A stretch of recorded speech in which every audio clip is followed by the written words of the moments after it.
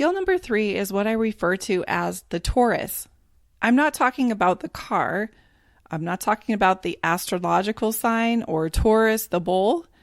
I'm not talking about the person who travels the world, the tourist. It's spelled T-O-R-U-S. The Taurus describes a pattern of energy.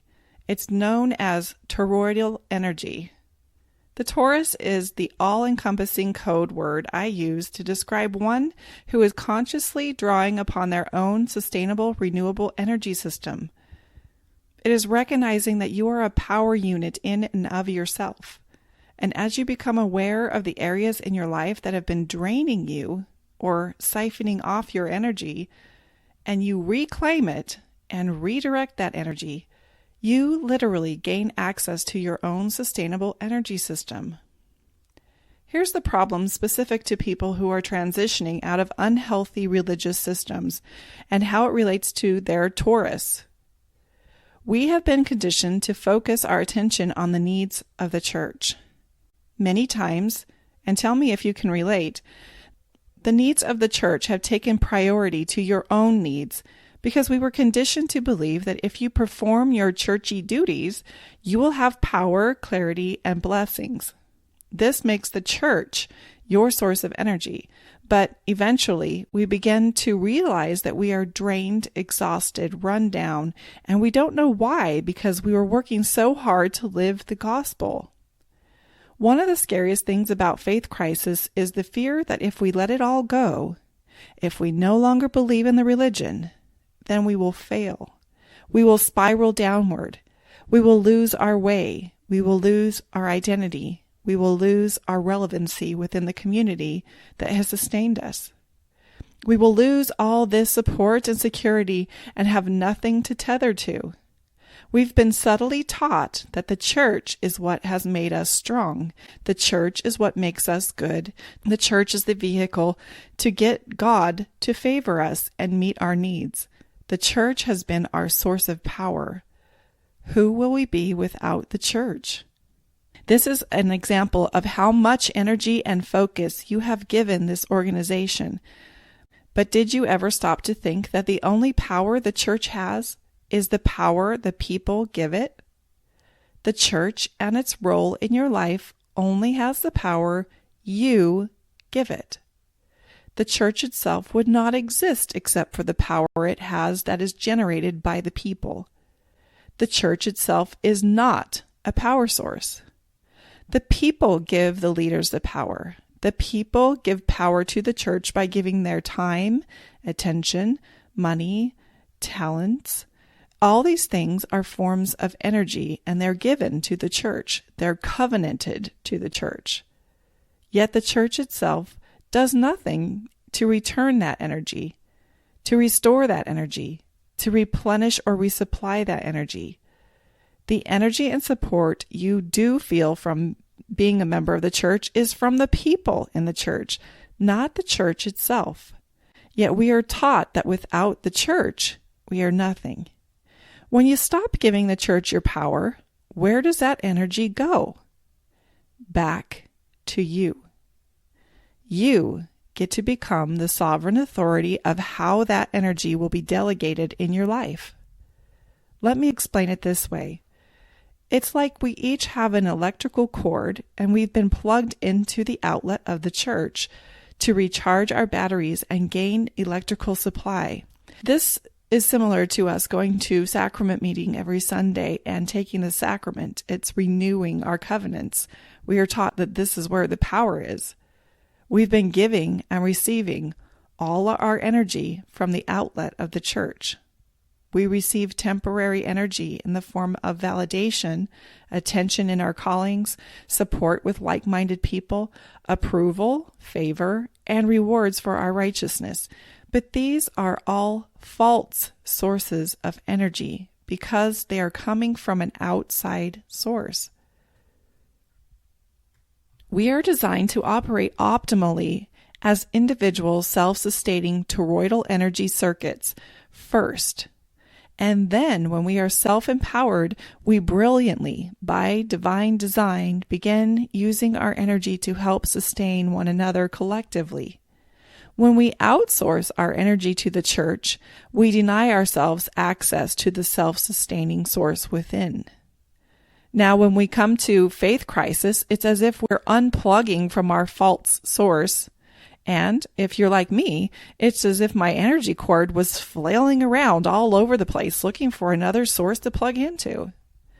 Another group, another theology, another community, something that would supply me this false energy I was conditioned to get from the church. What we haven't been taught and what faith crisis is begging us to realize is that you are the source of power, not the church and its doctrines, and now you are free to direct that energy into any vein you wish to create within. Many of us would rather be told where to direct our energy because it feels safer. But what your adult life is begging you to know is that focusing your attention on the things you love and the things that bring you the greatest joy is what will regenerate a sustainable energy source for you. You are designed to access the direct source of light, power, and energy from the conduit within. And the codes to find that source are found in knowing what fascinates you, what brings you joy, what naturally interests you, what organically and authentically draws your attention, and even further on the growth continuum, what is the difference you want to make in the world? When you have covenanted to give all your energy and attention to the church, it feels awkward to suddenly get all that powerful energy back and not know what to do with it. Freedom can be scary to those who've been enslaved. It is like there has been an electrical drain on your energy system, a siphoning off of your power that has been harnessed by the church for their purposes. And as you reclaim the right to be the sovereign authority in your life, you're reclaiming that energy and harnessing it for yourself to do as you please. And quite frankly, it can be scary. When we learn to plug into our inner source, the renewable source, the self-generating source, we gain inner wisdom, inner guidance, inner power, and the flow of energy self-regenerates. It resupplies. It's as if we become our own individual power plant, and that's the way we're designed. But the institution, through tradition and old outdated models, has been harvesting our human power and potential to serve their own needs. This is why we have so many people in the church exhausted, depressed, with mental illness, adrenal fatigue, fibromyalgia, foggy minds, because they don't understand their toroidal patterns and they're being energetically drained by the church and what they see as obligations and duties to God because of what the doctrines have taught them. They've never even asked themselves the cardinal question, what do you want? What do I want? Because we've been trained to want what the church wants. Knowing what you want is crucial to knowing what it is that will regenerate joy and happiness in your life. My goal is to help people identify when they're giving their power away and how to use the power they have to generate more power and energy. When this happens, it strengthens their intuition. It helps them release old patterns and toxic limiting beliefs. They learn to be happy, productive, creative, no matter what everyone else around them is doing because they are no longer enmeshing in toxic patterns that drain their energy or siphon off their attention and focus. If we fail to understand the power and potential behind mapping onto and cleaning up our toroidal patterns of energy at this crucial time of faith crisis, then we risk mapping onto other systems, other people, other institutions, other beliefs, and creating more codependency rather than owning our own power and using it for good. For some of us, we might feel we have redirected our energy and focus onto unhealthy post-LDS forums where we, again, start looking for approval, validation, attention from listening to the unjust stories of others. We don't realize that as we tell our wounded stories over and over, this is keeping us looping in patterns of dysfunction. If there's one thing that I could tell you to help you start accessing this toroidal energy and start accessing the renewable energy source from within, it would be to trade in listening to wounded stories and podcasts that reveal what's wrong in the church and all the problems and drama encompassed in faith crisis and faith transition, and instead use that time to start listening to sources that will teach you self-development and self-empowerment. We can get addicted to our common wound, and feeding our addiction may feel like validation, but validation is never a substitute for real power.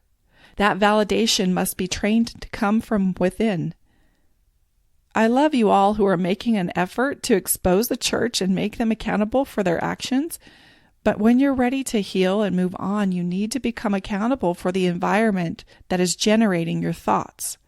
Because, remember, your thoughts generate your emotions, which create your actions, and they feed your results.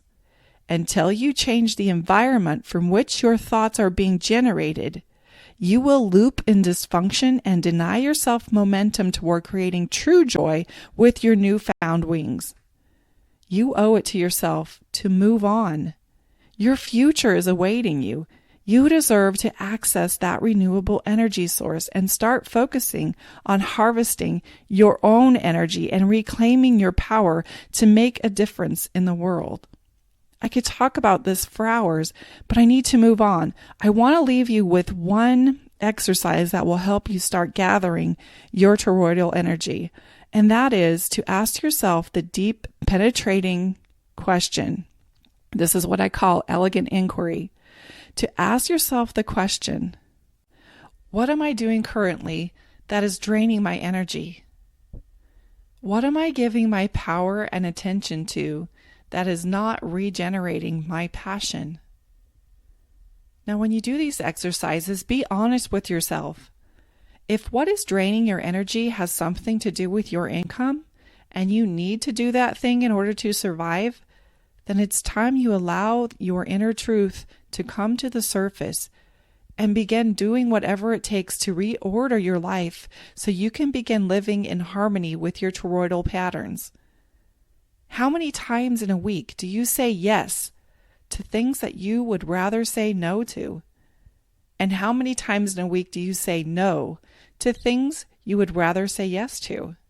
Learning to recognize and honor the things that are draining you and the things you're denying yourself is the first step in reclaiming your power source.